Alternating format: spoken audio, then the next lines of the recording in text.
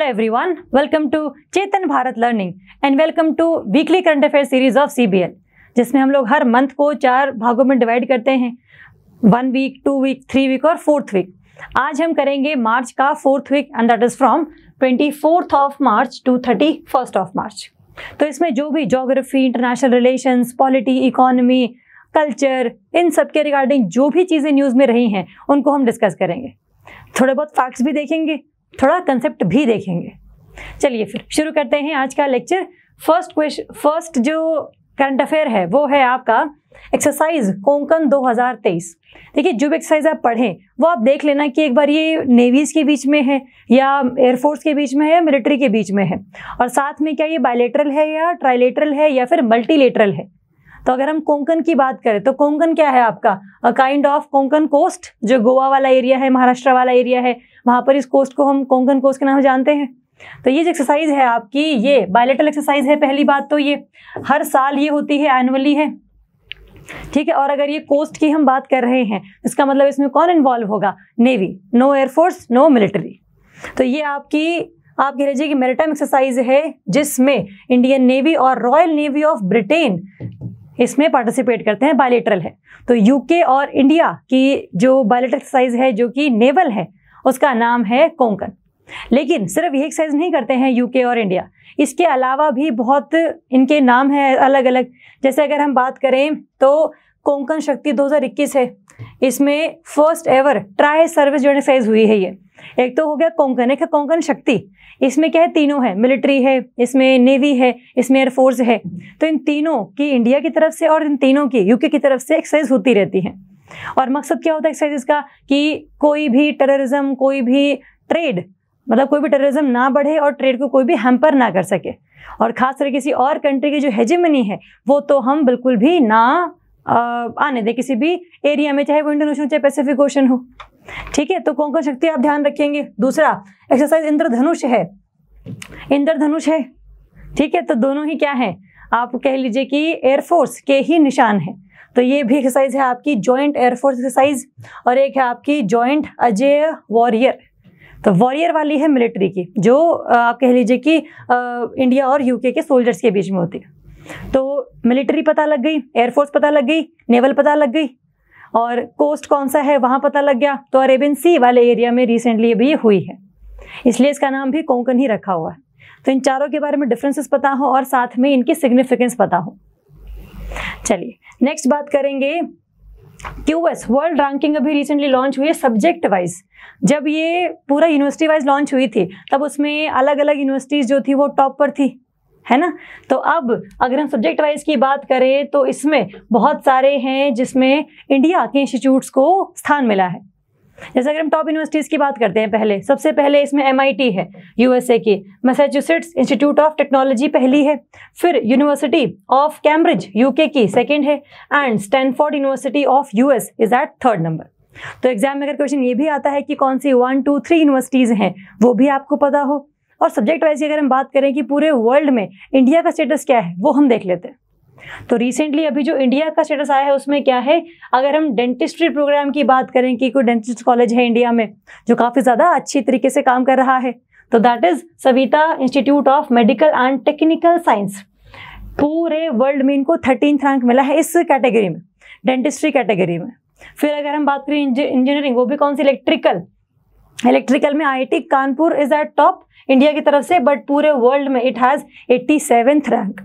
मतलब 87th rank काफ़ी पीछे है, बट इंडिया में सबसे टॉप पर यही है। अगर हम थर्ड बात करें, IIT मद्रास जो है ये आपका पेट्रोलियम इंजीनियरिंग में सबसे टॉप पर है इंडिया के केस में, पूरे वर्ल्ड में इसका रैंक है 21। फिर अगर बात करें IIT बॉम्बे, ये मैथमेटिक्स में सबसे टॉप पर है, बट पूरे वर्ल्ड में 92nd है। और IIT दिल्ली जो है इलेक्ट्रिकल इंजीनियरिंग में, और जिनका रैंक है 49th। तो पहले दिल्ली वाला एरिया है और फिर आपका ये IIT कानपुर वाला एरिया है, इलेक्ट्रिकल इंजीनियरिंग दोनों। और अगर हम बात करें सोशियोलॉजी के उसमें, तो जवाहरलाल नेहरू यूनिवर्सिटी जो है JNU दिल्ली वाली, वो है रैंक 68 पर और इंडिया में टॉप पर है। तो वैसे तो इंडिया के जितने भी इंस्टीट्यूट्स हैं वो टॉप 100 में अपना स्थान बना चुके हैं, लेकिन इनका रैंक आया क्या है ये पता होना चाहिए हमें, क्योंकि ना सीधा क्वेश्चन पेपर में आता है कि मैच दी फॉलोइंग। यहाँ पर आपके इंस्टीट्यूट्स के नाम लिखे होंगे कि इंडिया में सबसे टॉप पर है, बट पूरे वर्ल्ड में इनका ओवरऑल रैंक क्या है। तो आपको पता हो, नाम तो आपको वैसे याद रह जाएंगे, है ना, तो लेकिन रैंक नहीं याद होंगे। तो रैंक पता करने के लिए आपको हल्का सा थोड़ा सा दिमाग लगाना पड़ेगा, थोड़े से निमोनिक्स बनाने पड़ेंगे, थोड़ी सी स्टोरीज ऐड करनी पड़ेंगी, थोड़ा सा किसी का बर्थ एनिवर्सरी, किसी की एज, कुछ याद करना पड़ेगा ताकि 92, 49 नंबर जो आपको याद रह जाए। ठीक है, तो इसको याद करेंगे, इंपॉर्टेंट है ये। चलिए नेक्स्ट बात करेंगे, सिटी फाइनेंस रैंकिंग 2022। कोई भी सिटी के कितने फाइनेंसेस हैं, उसी के साथ उसकी डेवलपमेंट का लेवल हम जज कर सकते हैं कि अगर इनके पास लगाने के लिए ही पैसे नहीं है तो डेवलपमेंट कहाँ से होगा। लेकिन लगाने के लिए पैसे आएंगे कहाँ से, तो वो कहाँ से आएंगे, वो कितना डेवलपमेंट हो रहा है, इन सब के लिए ministry of housing and urban affairs ने एक इंडेक्स लॉन्च किया है जिसमें सभी सिटीज़ को रैंक दिया जाएगा इस चीज़ पर कि आपके यहाँ पर कितने सारे फाइनेंसेस एग्जिस्ट करते हैं और कितना आपने अच्छा डेवलपमेंट का लेवल लेकर आया है अपनी इस पूरी सिटी में। तो ये भी रिसेंटली जो रैंकिंग्स हैं ये निकाली जाएंगी जिसमें अर्बन लोकल बॉडीज़ को इवेल्युएट किया जाएगा on the parameters of what, resource mobilization कि कितने तरीके से पैसे ये कमा सकते हैं। सेकंड, एक्सपेंडिचर परफॉर्मेंस कि जितना पैसा इनके पास आ गया वो खर्च कैसे हो रहा है, क्या वो सारा पैसा एक ही जगह पर खर्च हो गया या फिर हर पैसे का कुछ न कुछ भाग जो है अलग अलग एरियाज में आप सबने लगाया है, सोशल में, कल्चरल लेवल पर, पॉलिटिकल लेवल पर, इकोनॉमिक लेवल पर, इंडस्ट्रियल लेवल पर, एग्रीकल्चरल लेवल पर। तो जो एक्सपेंडिचर परफॉर्मेंस है उसके हिसाब से उसको रैंक मिलेगा। एंड फिस्कल गवर्नेंस कि पैसे को आप संभालते कैसे हैं, पैसा सबके पास होता है नॉर्मली, लेकिन उसको खर्च कैसे करते हैं वो भी तो कला है। किसी के पास कम पैसे होते हैं फिर भी उसकी इतनी सारी सेविंग्स होती हैं, किसी का पैसा बहुत है सेविंग है नहीं, इसका मतलब कि गवर्नेंस अच्छी नहीं है उसकी, किसी ने मांगे उसने दे दिए, है ना, तो वापस भी नहीं आए फिर वो पैसे। तो फिस्कल गवर्नेंस हो गया, रिसोर्स मोबिलाइजेशन हो गए, रिसोर्स में सिर्फ फाइनेंसेस ही नहीं बल्कि आपके ह्यूमन रिसोर्सेज, इंडस्ट्रियल रिसोर्सेज, ये सब भी काम आ जाते हैं। तो ये 3 पैरामीटर्स हैं। पूरी सिटीज़ को हम 4 कैटेगरीज में डिवाइड करेंगे। एक सिटी होगी जिसकी पॉपुलेशन 1 लाख से नीचे होगी, फिर जिसकी 1 लाख से 10 लाख के बीच में होगी, 10 लाख से 40 लाख एंड अबव 40 लाख। तो ये 4 कैटेगरीज में हर सिटी टॉप 1, 2, 3 रैंक उनको मिलेंगे और देंगे कौन, MOHUR मिनिस्ट्री। किस परफॉर्मेंस के बेसिस पर, इन 3 पैरामीटर्स के बेसिस के परफॉर्मेंस के बेसिस पर। ठीक है, तो ये ध्यान रखेंगे। चलिए नेक्स्ट बात करेंगे टेक्नोलॉजी एंड इनोवेशन रिपोर्ट 2023। देखिए इनोवेशन वाली जो रिपोर्ट है ना वो जनरली विपो निकालता है। हमने किया था ना ग्लोबल इनोवेशन इंडेक्स, तो उसको विपो निकालता था, लेकिन ये एक ऐसी रिपोर्ट इसमें इनोवेशन शब्द का यूज किया गया है, लेकिन ये विपो लॉन्च नहीं करता, ये लॉन्च किया जाता है बाय अंकटाड। अंकटाड एक ऐसी बॉडी है जो पूरे वर्ल्ड में ट्रेड के रिगार्डिंग काफ़ी ज़्यादा इम्प्रूवमेंट करने की कोशिश करता है। जैसे फॉर एग्जांपल किसी भी अगर कंट्री में ट्रेड अच्छा नहीं हो रहा है तो उसमें क्या होगा, ट्रेड की और भूमिका निभाई जाएगी, वहाँ पर काफ़ी सारे जो एक्सपोर्ट्स हैं उनको प्रमोट करने के लिए स्कीम्स लेकर आई जाएंगी, पॉलिसीज़ रिकमेंड की जाएंगी कि आप ऐसा कर लीजिए उस कंट्री को देखकर। तो बहुत सारे लेवल पर जो ट्रेड का रेगुलेशन है between 2 countries that is being regulated by UNCTAD. ठीक है, तो ये ध्यान रखेंगे एक तो। और दूसरा, अगर हम इस रिपोर्ट की बात करें, इस रिपोर्ट ने ये बोला है कि जो ग्रीन टेक्नोलॉजीज हैं, फॉर एग्जांपल कोई भी बायोफ्यूल्स हो गए या फिर कोई और हाइड्रोजन एज अ फ्यूल हो गया, इन सब का जो खास फायदा है वो सिर्फ पहुंच रहा है डेवलप्ड कंट्रीज को, क्योंकि उनके पास रिसर्च कैपेबिलिटीज़ हैं, वो रिसर्च कर सकते हैं और अपने पूरे नेशंस में उसको इम्प्लीमेंट कर सकते हैं। लेकिन on the other hand developing countries, सबसे पहली बात तो they do not have man power to develop these kinds of technology इनको इंपोर्ट करवानी पड़ती हैं। इंपोर्ट करवाने के बाद काफ़ी सारे जो पैसे हैं उनके उस टेक्नोलॉजी को ट्रांसफ़र करने में ही लग जाते हैं। तो अल्टीमेट लेवल पर वो जो टेक्नोलॉजी का इम्प्लीमेंटेशन है वो हम नहीं देख पाते। तो green technologies are basically favouring developed countries, और इसीलिए जो एक इनइक्वालिटी का गैप है वो बढ़ता चला जा रहा है। ठीक है, तो इसीलिए ये फेमस है। और इसके साथ ही इस रिपोर्ट में एक इंडेक्स लॉन्च किया गया है जिसका नाम है फ्रंटियर टेक्नोलॉजी रेडीनेस इंडेक्स। कि फ्रंटियर टेक्नोलॉजी रेडीनेस इंडेक्स का मतलब है कि आप किसी भी टेक्नोलॉजी को अपने यहाँ पर अडॉप्ट करने के लिए कितने रेडी हैं। रेडी तो तब होंगे जब आप उसको बढ़िया तरीके से डेवलप कर पाएंगे, या तो आप किसी से इंपोर्ट कर लें वो अलग बात है, लेकिन फिर भी डेवलप्ड कंट्री आगे निकल गए आपसे क्योंकि उनको पैसे मिले हैं टेक्नोलॉजी को ट्रांसफर करने के लिए। तो इस इंडेक्स के आधार पर ये बोला गया है कि डेवलप्ड कंट्रीज आर अगेन आर again ready to develop any new technologies rather than developing countries. और जितने भी रैंक्स इसमें कंट्रीज को दिए गए हैं उसमें जो आप कह लो कि डेवलप्ड कंट्रीज हैं, यूएस, स्वीडन, सिंगापुर, स्विट्जरलैंड, इनको टॉप 4 रैंक मिले हैं। और सिर्फ टेक्नोलॉजीज में कैसे, फॉर एग्जांपल कोई भी ब्लॉकचेन हो गया, यूएवीज का, ड्रोन्स का फॉर्मेशन हो गया, या फिर सर्वेलेंस की कैपेसिटीज हो गई, चिप मेकिंग इंडस्ट्रीज हो गई, तो ये सब में जहाँ पर बहुत एक्स्ट्रा लेवल ऑफ दिमाग चाहिए है, उसके लिए डेवलपिंग कंट्रीज हल्का सा पीछे रह रही हैं, डेवलप्ड कंट्रीज काफ़ी आगे चली जा रही हैं। ठीक है, तो इसलिए एक तो ये इंपॉर्टेंट है। और अगर हम देखें कि इसमें डेवलपिंग कंट्रीज का कितना रैंक है, तो उसमें ब्राज़ील है आपका 40 रैंक पे, इंडिया 46 पर है। और मतलब इमर्जिंग टेक्नोलॉजीज के केस में भी, इमर्जिंग इकोनॉमीज के केस में भी जो इंडिया है वो 46 नंबर पर है। इसका मतलब डेवलपिंग तो है ही है, पिछड़े हुए, उसमें इंडिया और पिछड़ा हुआ है। तो टेक्नोलॉजिकल एडवांसमेंट में, इनोवेशन में, इस रिपोर्ट के आधार पर ये बोला गया है कि दोनों डेवलप्ड और डेवलपिंग, इन दोनों के बीच के इनइक्वालिटी का गैप कम करवाने के लिए दोनों ही कंट्रीज को आगे आना पड़ेगा, और मेजरली डेवलप्ड कंट्रीज को, ताकि जो एक ट्रेड फैसिलिटेशन है उसको हम और भी इम्प्रूव कर सकें। ठीक है, तो ये ध्यान रखेंगे ये रिपोर्ट पब्लिश किसने करी है और इसके क्या मकसद थे। और अगर हम अंकटाड की बात करें तो ये 1964 में बना था। यूएन की एक बॉडी है जिसका हेडक्वार्टर है जिनीवा में। ठीक है, तो ये international inter governmental body of UN है। परमानेंट है, परमानेंट हूँ सर, तो परमानेंट है और 64 में बना था और जिनेवा स्विट्जरलैंड में इसका हेडक्वार्टर है। ठीक है, चलिए नेक्स्ट हम बात करेंगे वर्ल्ड टीबी डे। ये मनाया गया है ऑन 24 मार्च। हर साल हम मनाते हैं, WHO के द्वारा इसको पूरे वर्ल्ड में मनाया जाता है। अगर हम टीबी की बात करें तो इंडिया में जो टीबी है वो काफ़ी ज़्यादा अमाउंट में प्रेवलेंट है, मोर देन, मतलब इंडिया हो गया, अफ्रीकन कंट्रीज हो गए, ये ज़्यादा टीबी के केसेस को अक्वायर करके रखते हैं, है ना। तो इसीलिए हम पूरे वर्ल्ड को अवेयर करते हैं कि जो टीबी है दैट इज़ प्रिवेंटेबल डिजीज़। सबसे पहली बात, उसकी वैक्सीन लगती है, BCG वैक्सीन, वो आप लगवा सकते हैं। और अगर आपको टीबी हो भी जाता है तो उसके लिए भी डॉट्स प्रोग्राम आता है 6 महीने का, जो आप कंटिन्यू करें तो टीबी का इलाज पॉसिबल है। ठीक है, और बैक्टीरिया से ये होती है ना। और इंडिया चाहता है कि 2030 तो पूरे वर्ल्ड का टारगेट है कि टीबी खत्म कर देंगे, हम 2025 तक करके दिखाएंगे इसे। तो 2025 is basically the target year for India to eliminate TB, और वर्ल्ड का टारगेट है 2030। दोनों में हल्का सा डिफरेंस है, याद रखेंगे इसको, इंपॉर्टेंट है। अगर हम इस डे की बात करें तो इसकी थीम क्या है, yes we can end TB. जैसे आप खुद देखो कि अभी मार्च आ गया 2023 का, 24 और 25, 2 साल ही रह गए हमारे पास। तो 2 साल में आपको काफ़ी सारी चीज़ें करनी पड़ेंगी जिससे आप पूरे इंडिया में टीबी को हरा सकें। अदरवाइज तो फिर बस ये कागज़ों पर ही रहेगा। 25 को हम फिर 30 कर देंगे, 30 को फिर हम 35 कर देंगे, तो टारगेट्स तो ऐसे बढ़ते रहेंगे, लेकिन बीमारी तो बढ़ रही है ना। तो जो एक नॉर्मल इंसान है जो अपनी जीवन यापन कर रहा है, उसकी तो ज़िंदगी में तकलीफें आ रही हैं टीबी होने की वजह से। तो ख़त्म कीजिए इसे, वैक्सीन प्रमोट कीजिए, ड्रग्स जो हैं, जो दवाइयाँ हैं इसके रिगार्डिंग, वो 6 महीने का प्रोग्राम लोगों को कंप्लीट करवाइए।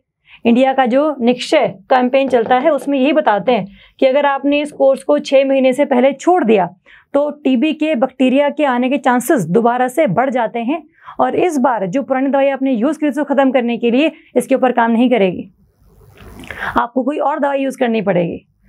तो क्योंकि वो जो बैक्टीरिया है वो उस ड्रग के रेजिस्टेंट हो गया, उसको पता है कि ये दवाई आएगी तो मुझे ख़त्म नहीं होना है, उसने अपने आप के ही कोई ना कोई मैकेनिज्म निकाल लिए कि मैं मरूंगा नहीं, तो मुझे मारने के लिए कोई और दवाई लेकर आओ आप।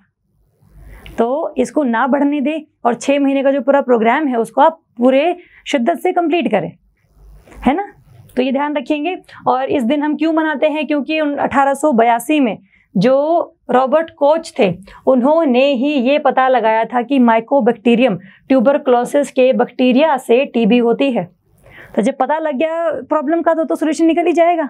दिक्कत तब है जब प्रॉब्लम नहीं मिलती, कि पता नहीं सब कुछ हो तो रहा है बट हो क्यों रहा है, प्रॉब्लम क्या है। तो प्रॉब्लम अगर एक बार मिल गई तो सोल्यूशन तो अपने आप निकाल लेते हैं, उतना तो ह्यूमंस दिमाग लगा ही लेते हैं। तो प्रॉब्लम की जड़ इन्होंने बता दी थी कि ये बैक्टीरिया है और इससे कॉज हो रहा है सब कुछ ये। तो इसलिए ये डे हम इनके ही इस डिस्कवरी के ऊपर मनाते हैं। चलिए नेक्स्ट बात करेंगे एबल प्राइज। एबल प्राइज है, जैसे नोबेल प्राइज जो है ना मैथमेटिक्स में नहीं मिलता, वैसे ही एबल प्राइज को कहा जाता है it is the Nobel prize for mathematics, Nobel prize for mathematics. इस बार किसको मिला है ये? लुई कैफरेली, इनको मिला है ये इस बार, और मैथमेटिक्स में मिला है तो इन्होंने मैथमेटिक्स के फील्ड में काफ़ी ज़्यादा कंट्रीब्यूशन किया है, ठीक है। और ये जो एबल प्राइज है, ये नाम जो है ये रखा गया है after Norwegian mathematician Niels Henrik Abel. Norway के साइंटिस्ट थे जिन्होंने काफ़ी अच्छी डिस्कवरीज करी है मैथ्स की फील्ड में। अब क्या करी है हमारे काम की नहीं है, समझ में भी नहीं आएगी हमें अगर अनलेस हम मैथ्स के स्टूडेंट्स हों तो एबल नाम के एक साइंटिस्ट हुआ करते थे, उनके नाम पर ये प्राइज है। इसको जीतने के लिए आपको कोई भी एज लिमिट का होना ज़रूरी नहीं है। जैसे पता है ना हमें कि रामानुजन प्राइज जो है उसको लेने के लिए आपकी जो एज है वो 32 साल से कम होनी चाहिए, लेकिन इसमें कोई भी एज बैरियर नहीं है। तो एक तो ये ध्यान रख लेंगे किसको मिला है ये इंपॉर्टेंट है, और किसके नाम पर है ये इंपॉर्टेंट है, और कौन देता है। ये जो पूरा का पूरा अवार्ड है ये दिया जाता है by Norwegian academy of science and literature. ये अकेडमी देती है on the behalf of Norway की एजुकेशन मिनिस्ट्री, ठीक है। तो नॉर्वे का ये आप कह लो कि गवर्नमेंटल अवार्ड ही है एक तरीके से, और जिसको जो ये जीतता है उसको मिलते हैं अराउंड 7.5 मिलियन क्रोनर, जो कि अराउंड $7,20,000 बन जाते हैं। तो अगर कभी किसी को 2 को मिलता है तो दोनों में शेयर हो जाता है, लेकिन कभी 1 को मिलता है तो फिर लॉटरी लग जाती है। तो कॉन्ट्रीब्यूशंस को सेलिब्रेट करने के लिए काफ़ी अच्छा एक आप कह लो जरिया है ये सारे प्राइजेस, चाहे वो शास्त्रा रामानुजन प्राइज हो चाहे वो एबल प्राइज हो। शास्त्रा रामानुजन में 32 साल की एज लिमिट है, इसमें कोई एज लिमिट नहीं है, इतना ध्यान रख लेंगे हम लोग। चलिए नेक्स्ट बात करते हैं वर्ल्ड विमेन बॉक्सिंग चैंपियनशिप की। इसमें इंडिया की 4 लड़कियों ने बहुत अच्छा परफॉर्म किया है और गोल्ड मेडल लेकर आई हैं ये।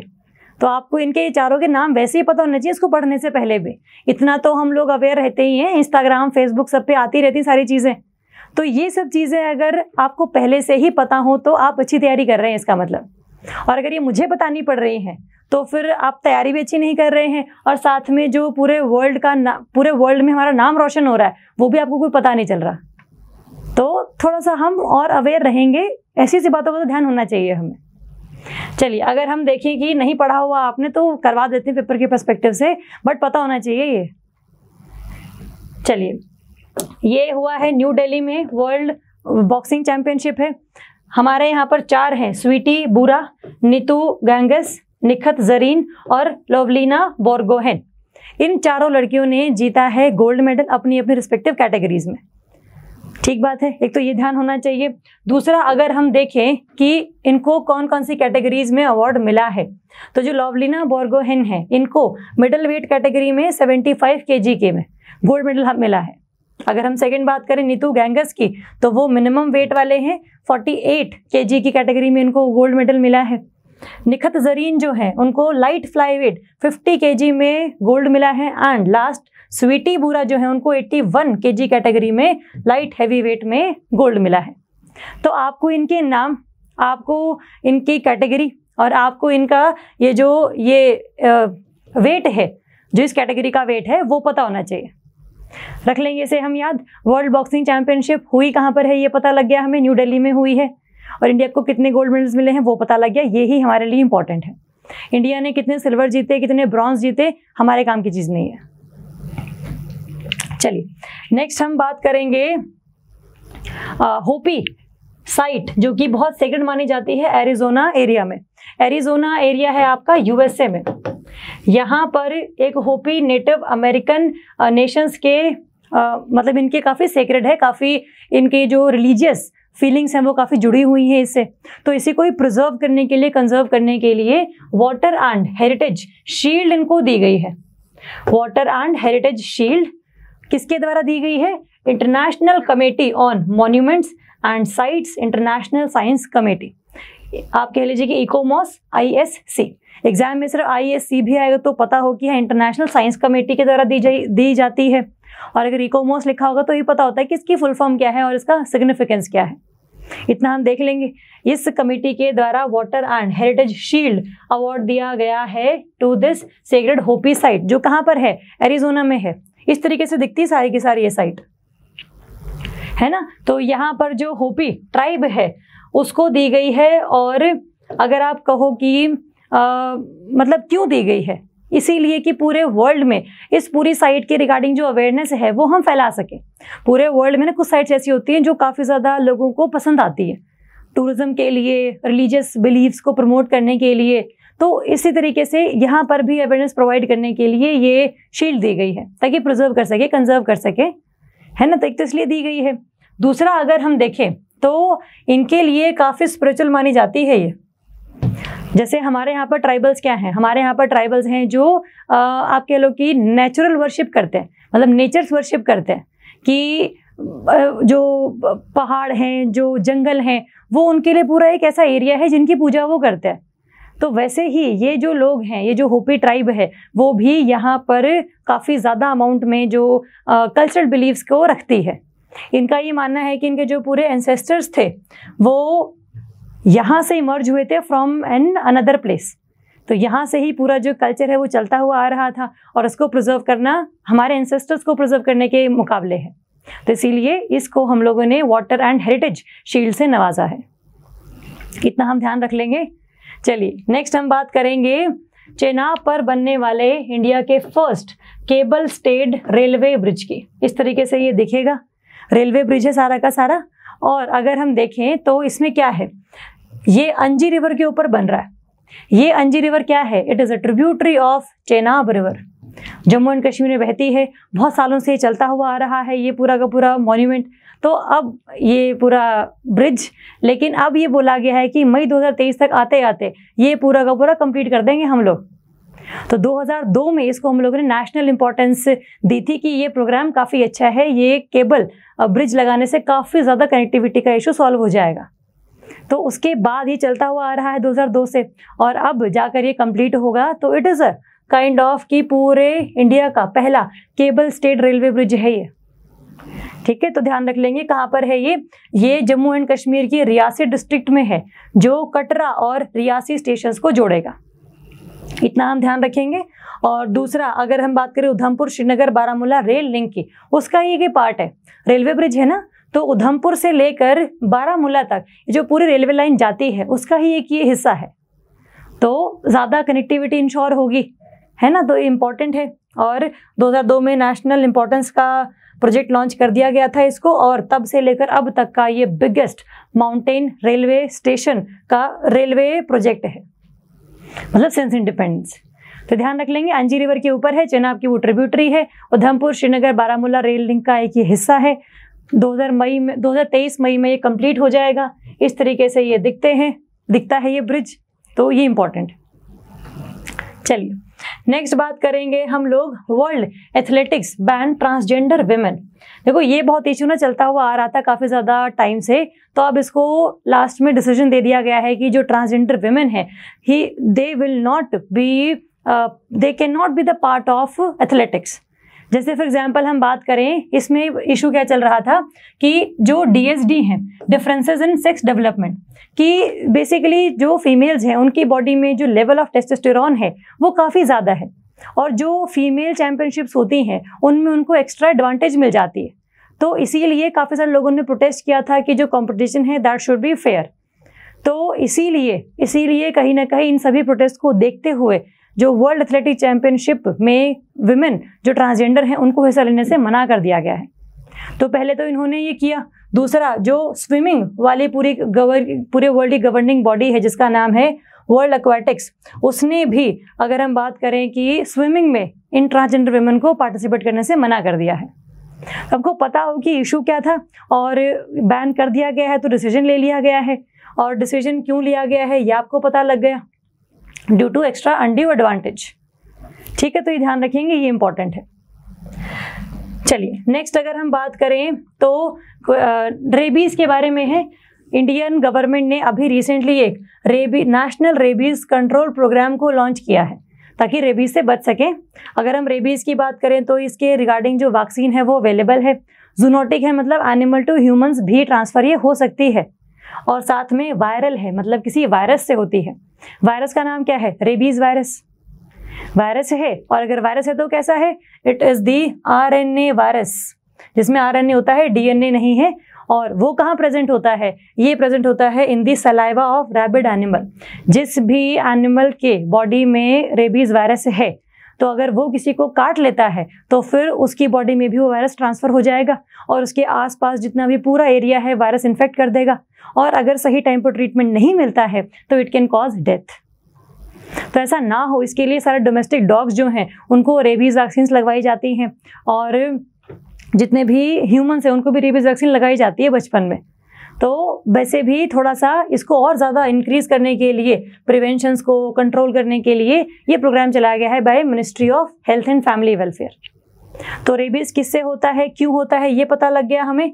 और ट्रांसमिट ये हो सकता है ओनली बाय अगर कोई कुत्ता को काट ले या फिर कोई और कोई एनिमल जिसकी बॉडी में, जिसकी सलाइवा में वो वायरस है।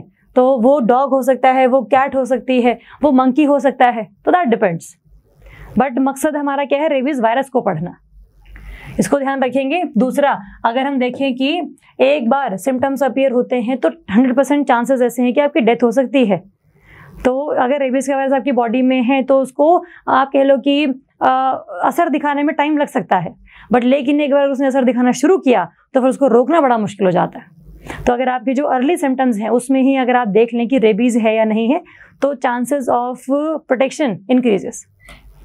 ठीक है, तो ये ध्यान रखेंगे, इंपॉर्टेंट है। और इंक्यूबेशन पीरियड जो है that can be 2 to 3 months की बॉडी में आपके वायरस रहेगा, लेकिन 2 से 3 महीने तक वो पता भी नहीं चलेगा। ठीक है, तो 2 से 3 मंथ्स भी हो सकता है, और ये 1 वीक से 1 साल भी हो सकता है, बट ये बहुत रेयरली होता है। तो 1 month to 2 month जी हम मान के चलते हैं कि रेबीज का वायरस आपकी बॉडी में होगा तो आपको इतना नुकसान नहीं पहुंचाएगा, ये उसके सिम्टम्स आने में टाइम लग जाएगा। तो इसी को ही प्रिवेंट करने के लिए, इसी को ही रोकने के लिए सरकार की तरफ से ये प्रोग्राम लॉन्च किया गया है। मिनिस्ट्री कौन से इन्वॉल्व है ये देख लेंगे, रेबीज कैसे होता है ये देख लेंगे, वायरस है, वायरल डिजीज है, जूनोटिक है और प्रिवेंटेबल है, वैक्सीन्स भी हैं इसकी और ड्रग्स भी हैं इसकी। नेक्स्ट है अर्थ आवर। हर मार्च के लास्ट सैटरडे को हम मनाते हैं अर्थ आवर, जिसमें हम रात को 8:30 से लेकर 9:30 PM तक सारी जो अननेसेसरी लाइट्स हैं उनको हम कर देते हैं बंद। अननेसेसरी लाइट्स हो गई या फिर पूरे वर्ल्ड में अवेयरनेस क्रिएट करने के लिए हम अंधेरा कर देते हैं कि जो एफिशिएंसी है लाइट की उसको आप मेंटेन करके रखें। जो इलेक्ट्रिसिटी है वो काफ़ी एक तो महंगी है, बनानी मुश्किल है, और अगर बनती है तो वेस्ट ना कीजिए। तो ये जो पूरा कैंपेन है पूरे इस 1 घंटे का, वो चलाया जाता है by world wild life fund for nature. 2007 में इन्होंने इनिशिएटिव शुरू किया था कि हम सारे पूरे वर्ल्ड में 8:30 से 9:30 PM तक के जो सारी लाइट्स हैं हमारे यहाँ पर, उसको रोक देंगे, उसको हम बंद कर देंगे। तो हर जगह पर 8:30 कहीं कभी कभी और बज रहे होते हैं, तो उसके हिसाब से वो मैनेज कर लेते हैं फिर, क्योंकि कहीं पर 8:30 बज रहे हैं, कहीं पर सुबह के 8:30 बज रहे हैं, ऐसा भी तो हो सकता है पूरे अर्थ पे, है ना। तो जब सबका टाइम ये आता है लास्ट सैटरडे ऑफ मार्च है, तभी सारे जो पूरे कैंपेन्स हैं उसको फॉलो करते हैं। ठीक है, तो अगर हम world wild life fund for nature की भी बात करें तो ये 1961 में स्टैब्लिश किया गया था। हेडक्वार्टर है इसका स्विट्जरलैंड में, ग्लैंड में। ये इंपॉर्टेंट है, और इसके द्वारा काफ़ी सारी जो ऑर्गेनाइजेशंस हैं वो हेल्प लेती हैं कि पूरे वर्ल्ड में बायोडाइवर्सिटी लॉस को बचाने के लिए, किसी भी पर्टिकुलर स्पीशी को बचाने के लिए कैसे कैसे कौन सा स्टेप लेना चाहिए, इसमें सब की ये हेल्प करते हैं। इनके द्वारा चलाए गए कई सारे मैकेनिज्म्स हैं, सारे प्रोसीजर्स हैं, जैसे T/2 गोल कि हम लोगों ने 2010 में इन्होंने लेकर आया था, ये 2010 में बोला था कि 2022 तक आते आते टाइगर्स की जो पॉपुलेशन है वो डबल हो जानी चाहिए।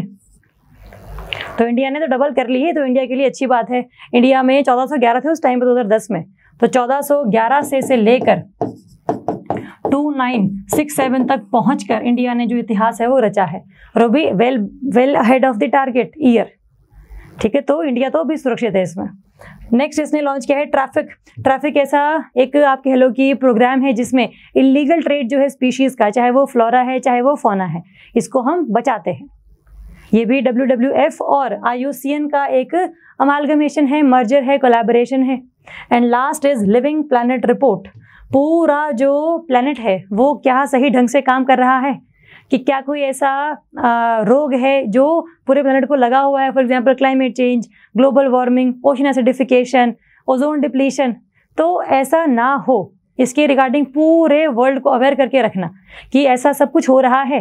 तो अगर आप चाहते हैं तो उसको आप रोक भी सकते हैं। रोकेंगे कैसे? पूरा वर्ल्ड इकट्ठा हो जाए, पूरा वर्ल्ड इकट्ठा हो, स्ट्रैटेजीज बनाए, इंप्लीमेंट करें। और अगर इंप्लीमेंट नहीं करनी है तो स्ट्रैटेजीज ना बनाएं फिर।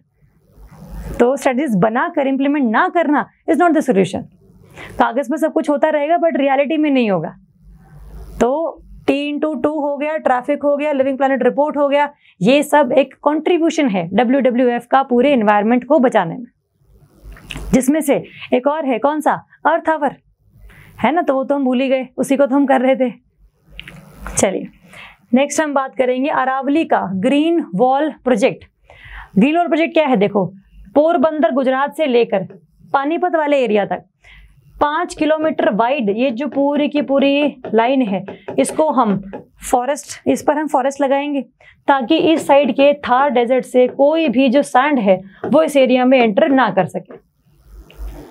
तो ये हमारा मकसद है, इसी के लिए हम लगा रहे हैं अरावली की ग्रीन वॉल प्रोजेक्ट। और हम किससे प्रमोट हुए हैं? अफ्रीका की ग्रीन वॉल से, वो भी हम करेंगे अभी जस्ट। बट अगर हम बात करें इसकी, तो जो union minister of environment forest and climate change है, उन्होंने अरावली की इस ग्रीन वॉल प्रोजेक्ट का अभी रिसेंटली इनॉग्रेशन किया है ऑन इंटरनेशनल एनवायरनमेंट डे। तो इंटरनेशनल फॉरेस्ट डे पर इसको लॉन्च किया है। और हम ये चाहते हैं कि कोई भी जो ज़्यादा आंधी है, ज़्यादा जो सैंड है, वो इन एरियाज़ में ना आए। ठीक है, तो फॉरेस्ट रहेगा तो टूरिज्म के लिए भी अच्छा रहेगा, जो बायोडाइवर्सिटीज़ हैं उनके लिए भी अच्छा रहेगा, जो ह्यूमंस हैं उनके लिए भी अच्छा रहेगा। ठीक है, तो सब चीज़ों का इसमें फ़ायदा है। और जितनी भी यहाँ वहाँ से सैंड आकर जो यहाँ पर डिपॉजिट होती है, जिससे कि सॉइल की फर्टिलिटी कम होती है, वो ही बचा पाएंगे हम लोग। तो किसी भी सॉइल में sand should be minimum, silt होना चाहिए, क्ले होना चाहिए। तो सैंड कुछ अमाउंट में ज़रूरी है बट बहुत ज़्यादा मैक्सिमम नहीं। अगर सैंडी सॉइल होगी तो बहुत ज़्यादा पानी को ऑब्जॉर्व करने की कैपेसिटी उसमें ख़त्म हो जाएगी, तो इसीलिए फिर क्रॉस नहीं लग पाएंगी। तो इसके लिए ये प्रोजेक्ट लगाया गया है अरावली का ग्रीन वॉल प्रोजेक्ट। पोरबंदर से लेकर पानीपत तक 5 किलोमीटर वाइड ये पूरी की पूरी एक आप कह लो कि लाइन है। तो गुजरात, राजस्थान, हरियाणा वाला एरिया ये सब इसमें इंक्लूडेड है। और अगर हम इसमें और बात करें तो दिल्ली वाला एरिया भी है। और स्टार्टिंग में देखो, सिर्फ फॉरेस्ट लगाना इज़ नॉट इम्पॉर्टेंट, बीच में जो वाटर बॉडीज एग्जिस्ट करती हैं उनको भी रिजुवनेट करना इज़ इम्पॉर्टेंट। तो 75 वाटर बॉडीज़ को हम स्टार्टिंग में हर डिस्ट्रिक्ट में पूरा का पूरा बढ़िया तरीके से रिजुवनेट करेंगे। और क्योंकि ये जो प्रोजेक्ट है वो 1 साल का नहीं है, 2 साल का नहीं है, तो काफ़ी बड़े लेवल पर ये प्रोजेक्ट चलेगा। बट इसकी जो लेवल ऑफ इम्प्लीमेंटेशन है that should be very very मतलब स्ट्रिक्ट, क्योंकि हमने कागज़ों पर तो उतार दिया है पूरा प्रोजेक्ट, लेकिन जब तक ये रियलिटी में नहीं आएगा तब तक इसका कोई वैसे फ़ायदा नहीं है। तो रियलिटी में लेकर आने के लिए स्ट्रेटजी को इम्प्लीमेंट हम करें बढ़िया तरीके से, सीरियसली इसको ले, और वाटर बॉडीज़ हो गए, फॉरेस्ट हो गए, इन सभी को हम बढ़िया तरीके से कंजर्व करें। That should be the response. ठीक है, और हम प्रमोट किससे हुए हैं? अफ्रीका की ग्रेट ग्रीन वॉल जो सेनेगल वेस्ट से लेकर जिबूती ईस्ट तक है, जिससे कि जो आपका पूरा सहारा डेजर्ट वाला एरिया है वो ऊपर रह जाता है और वहाँ का जो सैंड है वो नीचे की तरफ नहीं आ पाता। तो सॉइल आपकी सैंडी नहीं बनती, आंधी वगैरह चलती है तो ज़्यादा रेत नहीं आता। तो इस वजह से काफ़ी ज़्यादा प्रमोशन काफ़ी हुआ है टूरिज्म के रिगार्डिंग भी। और सॉइल तो बची ही है, वो तो अलग ही बात है। ठीक है, तो उन्होंने भी सक्सेसफुली लॉन्च किया है, हमने भी सक्सेसफुली लॉन्च करना है। ठीक है, चलिए नेक्स्ट हम बात करेंगे government to re examine Asiatic lion translocation plan. जैसे हम लोग अफ्रीका से चीताज लेकर आए हैं एशिया में, इंडिया में कूनो पालपुर जगह पर। इंडियन गवर्नमेंट चाहती थी कि, मतलब इंडियन गवर्नमेंट नहीं चाहती थी, कोई ना कोई तो चाहता था ये कि जैसे एशियाटिक लाइन अभी न सिर्फ और सिर्फ गुजरात के गिर एरिया में है, तो अगर वहाँ पर कोई डिजीज़ लॉन्च होती है या फिर कोई डिजीज़ लग जाती है किसी भी एनिमल को, तो उससे पूरी स्पीशी का खात्मा होने का खतरा है। तो ऐसा ना हो, तो इसीलिए हम चाहते थे कि कुछ जो एशियाटिक लाइन है उनको हम कूनो पालपुर मध्य प्रदेश नेशनल पार्क में भेज दें। लेकिन सरकार के किसी भी प्लान में ये लिखा नहीं हुआ था। सुप्रीम कोर्ट के कहने पर ये सोचने पर मजबूर हुआ था सेंट्रल गवर्नमेंट कि इनको ट्रांसलोकेट करना है कि नहीं करना है। अदर सरकार के प्लान में कभी भी नहीं था ये। तो लेकिन अब सरकार ये चाहती है कि we also want to re examine the plan, कि हमें करना भी है कि नहीं करना है। और हमें अगर करना है तो क्या इसी नेशनल पार्क में करना है जहाँ पर हम एशियाटिक चीताज लेकर आए हैं अभी। तो अगर वहाँ नहीं करना है तो फिर कहाँ करना है? तो ये सब जितने भी क्वेश्चंस हैं उन सब के आंसर्स देगी सेंट्रल गवर्नमेंट, बट अभी नहीं, बाद में। ठीक है, तो ये ध्यान रखेंगे। सुप्रीम कोर्ट का आदेश था 2013 में दिया गया था, और प्रोजेक्ट लाइन का जो 25 ईयर का रोड मैप था उसमें कहीं पर भी ट्रांसलोकेशंस का जिक्र नहीं किया गया था।